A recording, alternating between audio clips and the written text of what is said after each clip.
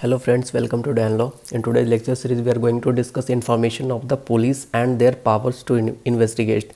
ये सेक्शन 156 से लेकर 176 में इसकी बात की गई है. बेसिकली ये इन्फॉर्मेशन जो पुलिस के पास जो इन्फॉर्मेशन दिया जाता है, फर्स्ट इन्फॉर्मेशन, और उसके बाद पुलिस क्या करती है, इन्वेस्टिगेशन करती है. वो इन्फॉर्मेशन चाहे तो किसी व्यक्ति के द्वारा दिया जा सकता है या फिर किसी स्टेट के द्वारा भी दिया जा सकता है इन्फॉर्मेशन. तो उसके ऊपर इन्वेस्टिगेशन करती है, वो रिपोर्ट बनाती है. उसके बाद तो आगे आते हैं जो सेक्शंस बताए गए यहाँ पे 154 से लेकर 176. तो हर सारे सेक्शंस मैं यहाँ पे डिस्कस करूँगा. और ये जो सारे सेक्शंस है बहुत इंपॉर्टेंट सेक्शन है, आप इसको ध्यान से सुनिएगा. सो सेक्शन 154 जो बात करता है, सेक्शन 154 बात करता है information in cognizable cases. Basically cognizable cases में इंफॉर्मेशन जो पुलिस को दी जाती है, प्रायर इन्फॉर्मेशन जो दी जाती है, तो कॉग्निजेबल ऑफेंस जो होता है इसमें एफआईआर रजिस्टर्ड हो सकता है और कंप्लेंट भी हो सकती है. लेकिन नॉन कॉग्निजेबल में कंप्लेंट, ओनली कंप्लेंट होता है. तो सेक्शन 154 पे आते हैं तो कॉग्निजेबल मैटर की बात करता है, इन्फॉर्मेशन इन कॉग्निजेबल केस.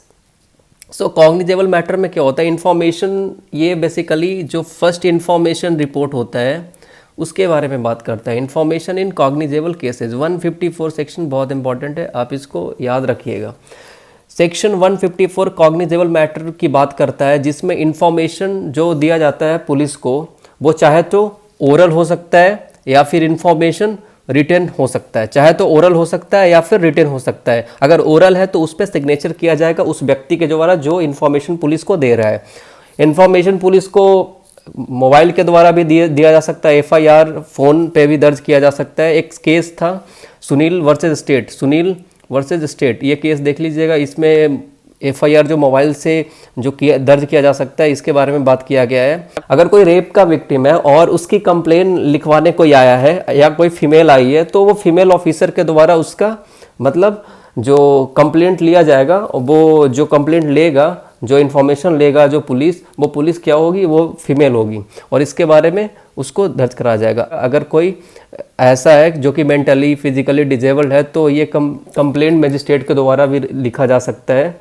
या फ्री ऑफ कॉस्ट कॉपी दी जाएगी अबाउट इन्फॉर्मेशन. ये जो पुलिस इन्फॉर्मेशन लेगी वो फ्री ऑफ कॉस्ट उसका कॉपी देगा.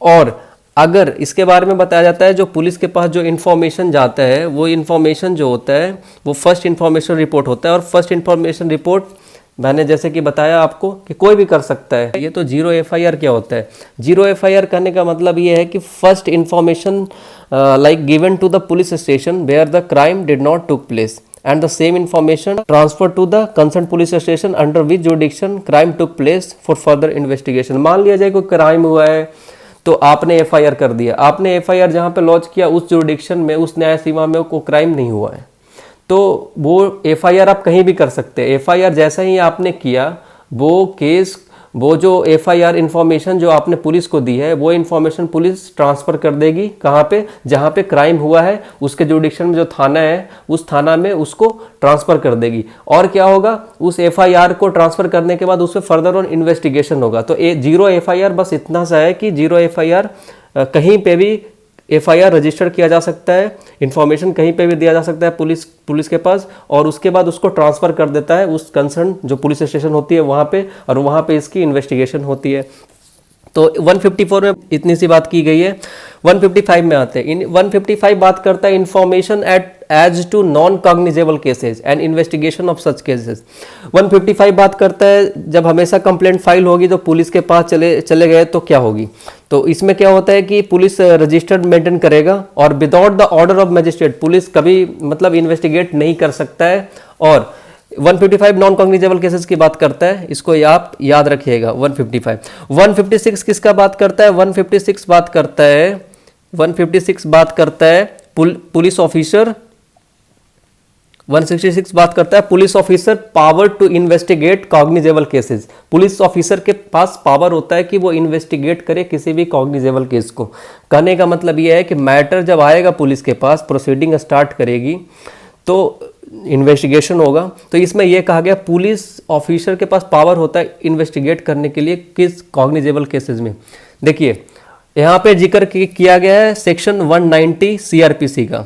सेक्शन 190 सीआरपीसी में कहा गया है कि जो फर्स्ट क्लास मजिस्ट्रेट होंगे और सेकंड क्लास जो मजिस्ट्रेट होंगे, मजिस्ट्रेट फर्स्ट क्लास और सेकंड क्लास जो मजिस्ट्रेट होंगे, उनके पास ये पावर होता है कि अगर कोई कंप्लेन आई है, फर्स्ट इंफॉर्मेशन पुलिस के पास गया, पुलिस रजिस्टर नहीं किया, तो मजिस्ट्रेट के पास कंप्लेन जाएगा, जो कंप्लेन टू मजिस्ट्रेट होता है। तो कंप्लेन या फिर सू मोटो कॉग्निस पे क्या होता है कि वो मजिस्ट्रेट के ऑर्डर के बाद पुलिस किसी केस को इन्वेस्टिगेट करती है। तो इसके बारे में बात किया गया, police officer power to investigate cognizable case. ठीक है। 157 बात करता है प्रोसीजर फॉर इन्वेस्टिगेशन। अब इन्वेस्टिगेशन की प्रोसीजर क्या होगा, इन्वेस्टिगेशन का प्रोसीजर किस तरीके से होगा, जो इन्वेस्टिगेशन पुलिस कर रही है उसका तो मतलब प्रोसीजर होना चाहिए ना। तो यहाँ पे क्या है कि जो कि आपने सेक्शन 41A भी पढ़ा होगा सीआरपीसी का, उसमें ही बताया गया प्रोसीडिंग क्या होगा। So send like proceeding for information of a cognizable case की जो इंफॉर्मेशन होगा वो क्या होगा, पुलिस रिपोर्ट सेंड करेगी, मजिस्ट्रेट को एम्पावर करेगी कि उसके ऊपर आप कॉग्निजेंस लीजिए such of the offence upon police report जो बनाई है। अब उसके बाद है 158 रिपोर्ट हाउस सबमिटेड। रिपोर्ट किस तरीके से सबमिट की जाएगी, अब जो रिपोर्ट तैयार हो गया है उसको किस तरीके से सबमिट किया जाएगा। तो ये कोई सुपीरियर पुलिस ऑफिसर सबमिट करेगा या फिर कोई स्टेट गवर्नमेंट ने किसी को अपॉइंट किया है कोई सुपीरियर पुलिस ऑफिसर को, तो वो सबमिट करेगा। नाउ आते हैं 158 के बारे में आपको बता दिया, और सेक्शन 158 को सेक्शन 58 से कोरिलेट करके आप पढ़िएगा। सेक्शन 58 में भी रिपोर्ट की बात की गई है, जिसमें डीएम और एसडीएम को ये रिपोर्ट दिया जाता है। सो 159 में आते पावर टू होल्ड इन्वेस्टिगेशन और प्रिलिमिनरी इंक्वायरी। अब क्या होता है कि मजिस्ट्रेट ऑर्डर दे सकता है कि यार कोई इन्वेस्टिगेशन चल रहा है उसको रोक दो और पहले उस पर इंक्वायरी बैठा दो, तो ऐसा ऑर्डर देता है मजिस्ट्रेट। तो ये 159 बात करता है। 160 बात करता है police officer power to require attendance of witness. अब 160 बात करता है विटनेस के बारे में। पुलिस ऑफिसर के पास पावर है कि वो विटनेस को बुला सकता है, ठीक है, क्योंकि आपको पता होगा कि विटनेस को पुलिस ऑफिसर बुला सकती है, पुलिस ऑफिसर के पास पावर होता है। क्योंकि अगर किसी ने रिफ्यूज किया तो आईपीसी सेक्शन, याद रखिएगा, आईपीसी सेक्शन 174 के अंतर्गत उसको सजा मिलेगा। वो सजा का भागीदार है 174 के अंदर। क्योंकि अगर वो नहीं आया, इंटेंशनली नहीं आया, तो अगर एज अ विटनेस पुलिस बुलाई है तो उसको सजा मिलेगा, वो लाइबल अंडर सेक्शन 174 आईपीसी। सो कई बार ऐसा केस होता है, अगर पुलिस रिटन ऑर्डर देती है या फिर रिटन नोटिस देती है, पुलिस नोटिस भेजती है, अगर रिटन नोटिस भेजती है और इन्फॉर्म करती है विटनेस को कि आ जाओ, अगर नहीं आता है तब सजा मिलेगा। लेकिन कई बार नॉट रिक्वायर्ड टू अटेंड, कई बार मतलब अटेंड करना जरूरी उतना नहीं होता है। कई बार किस केसेज में अटेंड करना जरूरी नहीं होता है, जैसे कि पर्सन कोई बिलो 15 ईयर्स ओल्ड है या कोई 65 साल से ऊपर का कोई इंसान है जो कि मतलब पर्सन एबव 65 है, या कोई महिला है, या फिर कोई मेंटली फिजिकली डिजेबल्ड पर्सन है, तो वो नहीं आ सकता है उस केस में। तो ऐसे ऐसे केसेस में आप इंटेंशनली नहीं कर रहे हो तो ये सेक्शन 175 जो आईपीसी का है वो नहीं लगेगा। अब आते हैं सेक्शन 161। सेक्शन 161 में क्या कहा गया है, सेक्शन 161 में कहा गया है examination of witness bye police. जो एग्जामिनेशन होगी विटनेस की वो पुलिस के द्वारा की जाएगी। सो examination not below rank which state government specify, जो स्टेट गवर्नमेंट ने स्पेसिफाई किया है उसके बिलो रैंक का कोई इन्वेस्टिगेटिंग ऑफिसर नहीं होगा, ठीक है, जो कि एग्जामिनेशन ले रहा है, सॉरी एग्जामिनेशन जो ले रहा है विटनेस का वो उससे नीचे का नहीं होगा। मतलब not below the rank as the state government में बाय जनरल और special order prescribe in this behalf. So कोई स्पेशल ऑफिसर ही एग्जामिनेशन करेगा। और सेक्शन 162 बात करता है statement to police not to be signed. जो स्टेटमेंट पुलिस के द्वारा लिया गया है अगर वो साइन नहीं है उस केस की बात करता है 162। सो इसमें सेक्शन 145 एविडेंस एक्ट की भी जिक्र की गई है। जब आप सेक्शन 162 जब आप पढ़िएगा बेयर एक्ट से तो सेक्शन 145 की बात की है, cross examination as to previous statements in writing, इसके बारे में बात किया गया। No inducement to be offered. 163 बात करता है कि कोई इंडोसमेंट नहीं होनी चाहिए। किस चीज़ में, कहने का मतलब ये है कि नो पुलिस ऑफिसर और the other person in authority shall offered or make or cause offered or made or any such inducement, threat or promise as mentioned in section 24. Section 24 जो इंडियन एविडेंस एक्ट में mention है, आपने पढ़ा होगा Indian evidence act में अगर confession लिया गया है इंड्यूसमेंट से तो वो कन्फेशन नहीं होगा। इंडियन एविडेंस एक्ट आपने पढ़ा होगा, उसमें सेक्शन 24 जो कन्फेशन की बात करता है, जो कन्फेशन अगर आपने इंड्यूसमेंट से लिया है तो वो कन्फेशन नहीं होगा, तो no inducement to be offered. समझ गए? ये पुलिस की ड्यूटी होती है ये सारी, क्योंकि पुलिस के बारे में अभी पढ़ रहे हैं हम, पुलिस के इन्फॉर्मेशन और उसके इन्वेस्टिगेशन के बारे में पढ़े हैं, ये पुलिस को मानना पड़ता है। Recording of confession and statement, recording of confession and statement के बारे में बात करता है 164 की रिकॉर्ड ऑफ जो स्टेटमेंट होगी लाइक कुछ भी वो रिकॉर्डिंग, वो मतलब जो कन्फेशन है वो कन्फेशन हमेशा वॉलंटरली होनी चाहिए। अकॉर्डिंग याद रखिएगा 164 क्लॉज 2 में ये बताया गया कन्फेशन हमेशा वॉलंटरली होनी चाहिए। और judicial magistrate during investigation before inquiry और ट्रायल, ये जुडिशियल मजिस्ट्रेट के सामने ये रिकॉर्ड ऑफ कन्फेशन और स्टेटमेंट होगा। समझ गए? और 164A बात करता medical examination of the victim of rape, medical examination of the victim of rape, याद कीजिए सेक्शन 164A जो कि सीआरपीसी अमेंडमेंट एक्ट 2005 के अमेंडमेंट से आया, सीआरपीसी अमेंडमेंट एक्ट 2005 से आया है ये, तो इसको आप याद रखिएगा। एंड ये बहुत ही इंपॉर्टेंट चैप्टर है, चैप्टर 12 जो कि सीआरपीसी का है। और ये जो सेक्शन जो है ना 164A medical examination of the victim of rape, ये बहुत इंपॉर्टेंट सेक्शन है और इसको आप याद रखिएगा, क्योंकि इसमें ये बताया गया है कि मेडिकल एग्जामिनेशन जो रेप का जो विक्टिम है उसका मेडिकल एग्जामिनेशन होना बहुत ज़रूरी है। और कौन सा सेक्शन में बताया गया इसके बारे में? इसके बारे में बताया गया है, आपने पढ़ा होगा कि मेडिकल एग्जामिनेशन अक्यूज का भी होता है, जो रेप का अक्यूज होता है उसका भी, जो अक्यूज होता है जो रेप किया है उसका मेडिकल एग्जामिनेशन की बात की गई है सीआरपीसी में 53A में, if I am not wrong. So या इसको कंफर्म कर लीजिएगा। 164A medical examination of the victim of rape की बात करता है, उसकी मेडिकल एग्जामिनेशन होगी। 165 सर्च बाय पुलिस ऑफिसर की बात करता है, 165 सर्च बाय पुलिस ऑफिसर, 165 बात करता है सर्च बाय पुलिस ऑफिसर की बात करता है 165। और 165 और 166 और 166A ये तीनों को साथ में देखते हैं, क्योंकि 165 बात करता है सर्च बाय पुलिस ऑफिसर और 166 बात करता है when officer in charge of police station may require another to issue search warrant. समझ गए?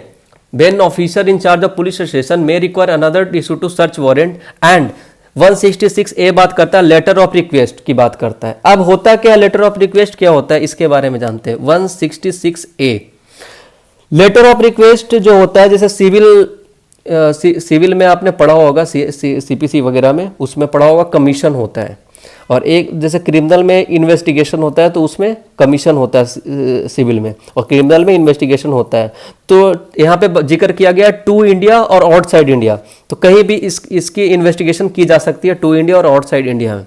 166B letter of request from the country और प्लेस आउटसाइड इंडिया और टू अ कोर्ट और authority investigation in India, जैसे to India और outside India की बात करता है ये, और सिविल में कमीशन करते हैं और क्रिमिनल में इन्वेस्टिगेशन होता है। सो लेटर ऑफ रिक्वेस्ट के बारे में 166A 166B ये सारे आप याद कर लीजिएगा। और कम टू सेक्शन 167। 167 क्या बात करता है? Procedure when investigation can not be completed in 24 hours. देखिए 167 बहुत इंपॉर्टेंट चैप्टर है, क्योंकि इसके बारे में क्या है कि हर जगह जिक्र की गई है इसके बारे में। कहीं भी आपने देखा 24 आवर्स के बारे में, procedure when investigation can not be completed in 24 hours, 24 घंटे के अंदर अगर इन्वेस्टिगेशन नहीं हो पाई, यहाँ पे जिक्र किया गया है। देखिए 42 क्लॉज 3 में आपने पढ़ा होगा, 57 सेक्शन में पढ़ा होगा, 76 में पढ़ा होगा, 151 में पढ़ा होगा, तो ये सारे में जिक्र किया गया है 24 आवर्स का। बेसिकली इसमें यह है कि आप अगर इन्वेस्टिगेशन जो पुलिस ऑफिसर कर रही है, अगर 24 आवर्स के अंदर अगर नहीं हुआ तो क्या कीजिएगा। तो यहाँ पे बात होता है डिफ़ॉल्ट बेल की बात की जाती है। डिफ़ॉल्ट बेल जब आप बेल पढ़िएगा, जब मैं पढ़ाऊँगा बेल सेक्शन 436, 437, 438, 439, उसी में आगे मैं पढ़ाऊँगा डिफ़ॉल्ट बेल 167 में। इसकी प्रोविज़न कॉन्स्टिट्यूशन में भी दी गई। Period of custody can go beyond 24 hours if specified So by a special order granted under section 167, so the bail granted by default due to non-completion of investigation is called default bail, and bail is often granted depending on the various factors but under section 167. अभी क्या होता है कि देखिए procedure, जब कई बार 24 hours के अंदर पुलिस क्या होती है, पुलिस इन्वेस्टिगेशन करके पुलिस को रिपोर्ट देते हैं, उसको जुडिशियल मजिस्ट्रेट के सामने जो अक्यूज होता है उसको पेशी करती है, उसको प्रेजेंट करता है जुडिशियल मजिस्ट्रेट के सामने। अब होता है क्या है कि इन्वेस्टिगेशन कंप्लीटली नहीं हुआ 24 घंटे के अंदर, तो क्या होगा, अब इसके पास टाइम होता है, जैसे कि 24 आवर्स का टाइम दिया गया, अगर 24 आवर्स के अंदर नहीं हुआ तो पुलिस कस्टडी में आपको 15 डेज का वक्त दिया जाएगा। पुलिस कस्टडी में आपको कोर्ट देगी 15 दिनों का वक्त देगी, ठीक है, 15 डेज का टाइम देगा पुलिस। अगर पुलिस कस्टडी में 15 डेज में भी इन्वेस्टिगेशन नहीं हुआ तो फिर जुडिशियल कस्टडी क्या होता है, जुडिशियल कस्टडी में 15 डेज से एक्सटेंड करके 60 डेज होगा, फिर 90 डेज होगा। अगर 90 डेज के